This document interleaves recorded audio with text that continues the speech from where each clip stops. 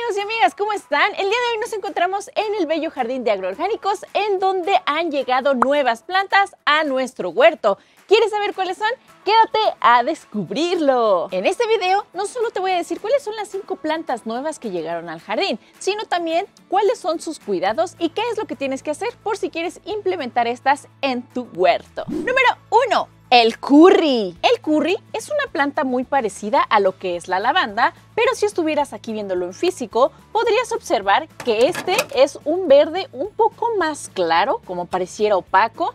Es también leñoso, es decir, que puede crecer como tipo un arbusto, y este tipo de plantas suele utilizarse principalmente para darle sabor a carnes, pescados y algunos pollos. Muchas personas creen que el curry de la cocina con el que se sazona ese polvito como color anaranjado proviene de esta planta. Sin embargo, es totalmente falso. El curry, a pesar de que sí se utiliza en la gastronomía, no es el que te estás imaginando. ¿Qué?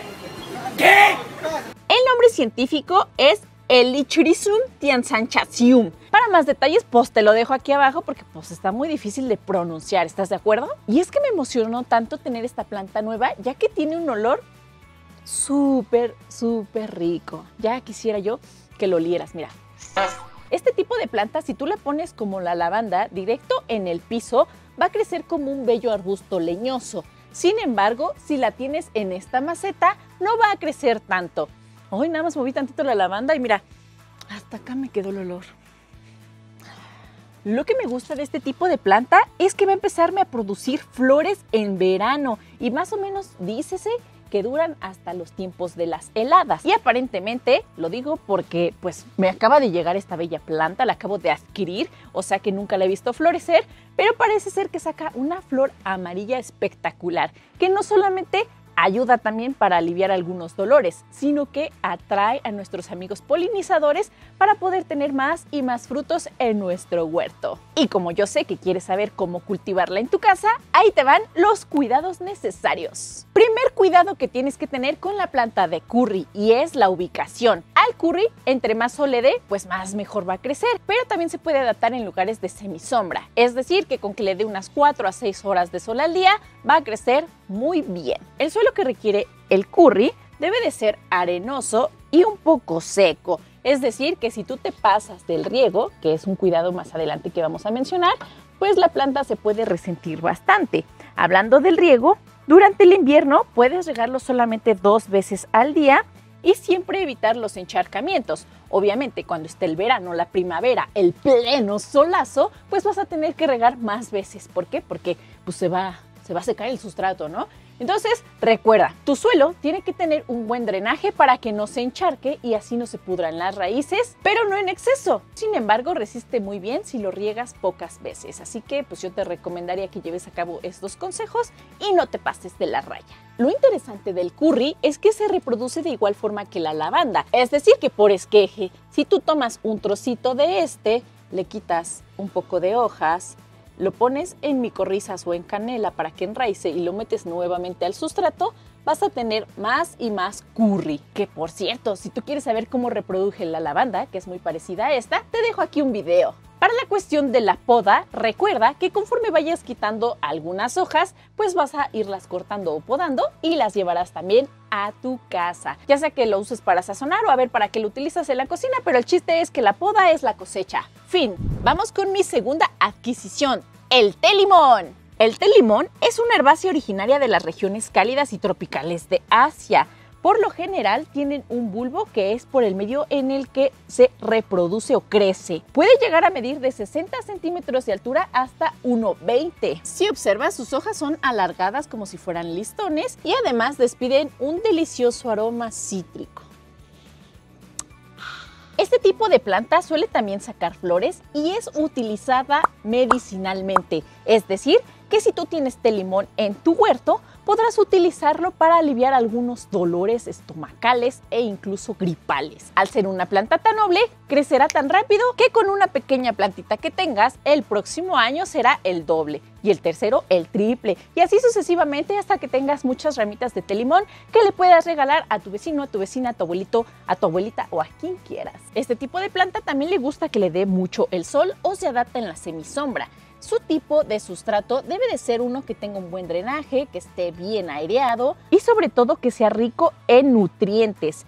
El riego te recomiendo hacerlo cada vez que el sustrato ya esté seco, porque si te pasas de la raya, el bulbo se puede empezar a echar a perder, es decir, que va a tener exceso de humedad y eso puede ser perjudicial para el té limón. Este tipo de plantas no es necesario que las abones tan seguido, ya que no requiere de tantos nutrientes, pero si lo quieres hacer, puedes abonarla una vez al año con el maravilloso humus de lombriz. Lo que tienes que saber es que este tipo de planta es mejor sembrarla en primavera, porque si tú la siembras en invierno, pues el bulbo se puede resentir. Pero lo más chido de esta planta es que es tan guerrera que puede resistir las bajas temperaturas. Así que no sé qué esperas para tener té limón en tu huerto. ¿Que nunca habías escuchado hablar de esta planta? No te preocupes, el té limón también es conocido como zacatillo, pasto de limón, paja de cedrón o limonaria. Puede confundirse a veces con el árbol de limón, pero es totalmente diferente. Wow. Que vas de esto a esto. Así que si tú tienes altos índices de colesterol, es momento de que compres el tuyo y empieces a cultivarlo en tu huerto. Número 3, el cedrón. El cedrón es una planta aromática que huele delicioso. Incluso su aroma, como que percibo que huele y sabe mucho a algunas pastillas que son para el aliento. Lo que me gusta del cedrón es que tiene un aroma dulce y perfectamente, además de hacerlo como uso medicinal, pudieras llevarlo a tu cocina para hacer algún tipo de postre. Es que no sé cómo describírselos, pero realmente huele muy dulce. Si ustedes lo tuvieran en su huerto, podrían saber de qué estoy hablando. El cedrón, además de ser una planta aromática y medicinal, se distingue por sus tallos leñosos en la base de la planta. Incluso se ve como si fuera enredadera y puede llegar a medir hasta 1,20 m. Este tipo de planta también puede dar flores pequeñas que atrae mucho a los amigos polinizadores. Así que si tú lo implementas en tu jardín, te va a ayudar con algunas otras plantas frutales o árboles frutales también. Y es que el uso del cedrón no solamente se utiliza en la cocina o para aliviar algunos dolores, sino que también lo utilizan en la coctelería, es decir, en las bebidas. Ah, ahí sí ya te gustó tenerlo, ¿verdad? Incluso algunas veces los chefs lo utilizan para poder decorar algunos platillos y darle, además de un bonito color, un delicioso aroma. Eso va a hacer que te dé más hambre y consumas más. El tipo de suelo que debes de utilizar es un suelo que tenga un buen drenaje para evitar que las raíces de aquí se pudran. Esta la puedes plantar en grupos, es decir, con demás aromáticas o por individual.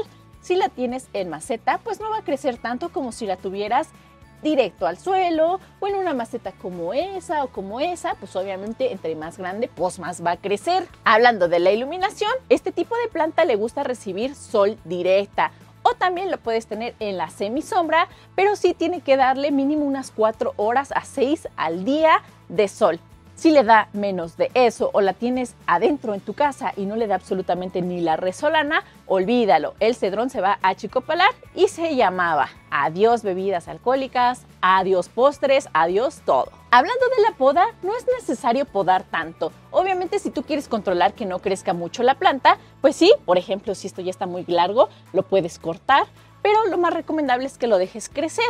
Solamente lo vas a podar cuando lo vayas a cosechar para llevarlo a tu cocina o cuando tenga las hojas dañadas. Por ejemplo, si quieres esta hoja que ya está medio fea, se la puedes quitar y listo, no requiere de tanta cosa. Y si tú quieres que tu cedrón crezca grande, verdoso y precioso y saque las flores que te mencionaba, pues abónalo cada 2 meses. Obviamente en invierno no lo tienes que abonar y como yo sé que tú quieres saber por qué no se abonan varias plantas, pues suscríbete al canal de Agroorgánicos para que puedas ver el próximo video que voy a preparar especialmente para ti, para que no la abones, para que no la riegues. La cuarta adquisición que tuve fue el hinojo. El hinojo viene del nombre científico Phoenicum vulgare. Te lo dejo aquí abajo, ya sabes que no lo sé traducir. Este tipo de planta es familia no solamente del perejil, sino también de la zanahoria. Y es que ve cómo crece la parte aérea, es igualita a la zanahoria. Por eso es su carnal. Y aquí yo te pregunto, ¿para qué utilizas el hinojo en tu casa? Así es, aquí también se utiliza para sazonar las comidas o incluso como medicinal. Normalmente lo utilizan para sazonar lo que es el pescado o incluso el huevo, y dado que su sabor y su olor es muy rico, pues no puede faltar en tu huerto. Así que, ¿qué esperas para tener hinojo en tu lista? Este tipo de planta puede crecer hasta 2 metros de altura. Y lo más cool de esta planta es que es muy común que la cultiven en incluso jardines grandes, ya que puede atraer muchos insectos benéficos como las mariquitas, o mejor conocida como catarinas. Y eso, Jessy, ¿para qué me sirve? ¿Yo para qué quiero tener tantas catarinas volando? Por si no lo sabías, las catarinas nos ayudan con las plagas en el huerto. Es decir, que estas se van comiendo los pulgones y así evitamos que se siga propagando más y más plagas. Otra razón más por la cual tienes que tener hinojo en tu casa ya. Esta planta de hinojo es mejor que la tengas en el sol, porque si tú la tienes en la sombra o no le da absolutamente nada de resolana, lo que va a pasar es que no va a crecer muy bien. Por lo cual te recomiendo que le dé unas 4 a 6 horas de sol.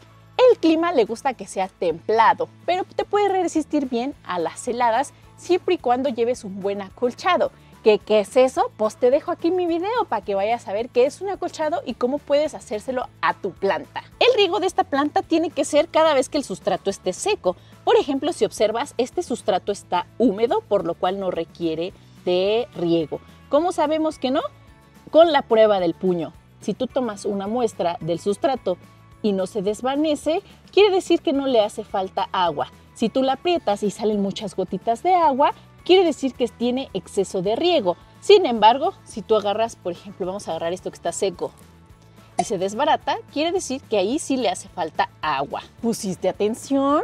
O sea, que sí le gusta la humedad constante, pero no en exceso. Si tú tienes un suelo que tenga un buen drenaje y una buena aireación, el hinojo va a desarrollarse muy bien. Y hablando del suelo, asegúrate que sea un suelo que esté flojo, es decir, que no esté apretado, apelmazado, viejo. O sea, le estoy diciendo al sustrato, o sea, que no tenga ya mucho tiempo, muchos años. Y sobre todo que tenga una buena materia orgánica. Eso quiere decir que tenga composta, fertilizante, abono, o lo que sea para que se mantenga sano y bello. La pregunta es, Jessy, ¿cómo se cosecha el hinojo? No te preocupes, es tan fácil como agarrar unas tijeras bien desinfectadas y cortar el tallo. Si tú tienes miedo de cortar el tallo y pobrecita planta, va a quedarse chiquita, me la voy a acabar, no te preocupes, el hinojo tiene la capacidad de reproducir más y más brotes nuevos. Wow. Por ejemplo, este tallo que estás viendo aquí ya está seco. Lo más recomendable es podarlo o quitarlo. Obviamente ya no nos lo vamos a poder llevar a la cocina porque pues ya está súper seco, pero sí es importante que le quites todo esto a tu planta para que no le roben nutrientes y se enfoque mejor en la parte verde y bonita. De hecho, si observas, aquí ya trae un nuevo brote, así que no te espantes si cortas cada tallito como cosecha para tu cocina. Y si lo siembras desde semilla, en unos 2 o 3 meses podrás recibir la hermosa cosecha. Y ahora sí, amigos, esto ya casi está por terminar. Si a ti te gustó las nuevas plantas que traje al Jardín de Agroorgánicos, déjamelo saber en los comentarios, dale un buen like a este video y vámonos con el número 5, el romero rastrero.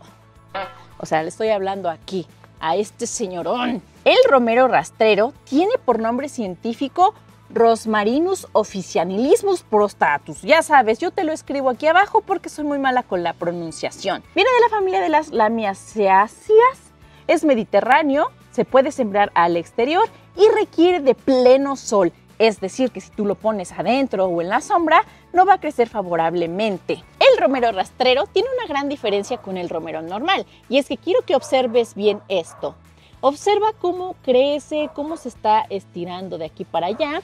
Y ahora quiero que vengas a ver el otro romero. Este que estás viendo aquí es otro tipo de romero muy diferente. Este romero es conocido como Rosmarinus officinalis. Te lo dejo, ya sabes, aquí abajo porque soy muy mala. Este tiene un porte más erguido, como lo alcanzas a notar, pero la diferencia de este y el otro es que este que estás viendo aquí puede crecer hasta 2 metros de altura y el que está por allá se crece pero a lo horizontal. Incluso en algunos lugares lo utilizan en jardineras o en terrazas para poder decorar toda la parte de arriba. Y lo más curioso es que no lo hacen tanto porque crezca en horizontal, sino porque tiene una bella flor. Y si te estás preguntando si solo el rastrero saca la bella flor, no, también la saca el otro, pero esta se ve más bonita. Pero Jessy, ¿cuándo empieza a sacar esa famosa flor? Este hermoso romero saca la flor a finales de invierno o principios de primavera. Y para eso es importante que cuando esté terminando el invierno lo abones para que así puedas promover a que le salgan más y más flores. ¿Qué es eso, Jessie? Abonar es nutrir el suelo. ¿Y con qué lo puedes hacer? Con humus de lombriz. Estas bellas flores violetas que saca este tipo de planta atrae muchos amigos polinizadores, es decir, que te va a ayudar también en el huerto para que puedas tener que limones, que guayabas, que naranjas, que chiles, que calabazas, que jitomates, que todo lo que provenga de una bella flor, porque nos van a ayudar a hacer la chamba. Este tipo de planta le gusta que le dé mucho el sol o mínimo la semisombra, pero que le dé el sol aunque sea 4 horas por piedad, porque si no le da tanto sol, pues no va a crecer tan rápido. Sí va a crecer, pero un poquito más lento y con complicaciones, pero no queremos eso, queremos que crezca bonito, verde, precioso.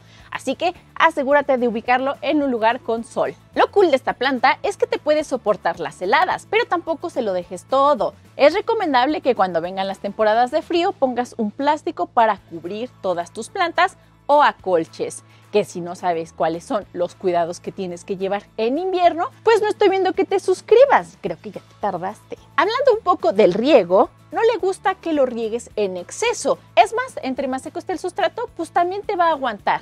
Recuerda que si vas a regar, no la riegues tan feo, tienes que colocar un sustrato que tenga un buen drenaje, como por ejemplo la perlita, la vermiculita, una buena aireación allá abajo, para que no se empiece a infestar de plagas por exceso de humedad o se pudran las raíces. Para la poda, si tú lo vas a utilizar en tu huerto como uso medicinal o como algún otro uso para darle sazón a las comidas, puedes ir cortando las hojas o las ramitas más viejas para que así los nuevos brotes vayan penetrando más fuerte el sabor del romero. Y listo, amigos, esas son las 5 nuevas adquisiciones en el jardín de agroorgánicos que estoy segura me van a ayudar muchísimo con el huerto para poder atraer más amigos polinizadores y sobre todo para tener una gran variedad. Y próximamente estaré preparando un video de cómo preparar un huerto medicinal en casa. Así que nos vemos en la próxima. Ya saben que mi nombre es Jessie del equipo de agroorgánicos. Nos vemos.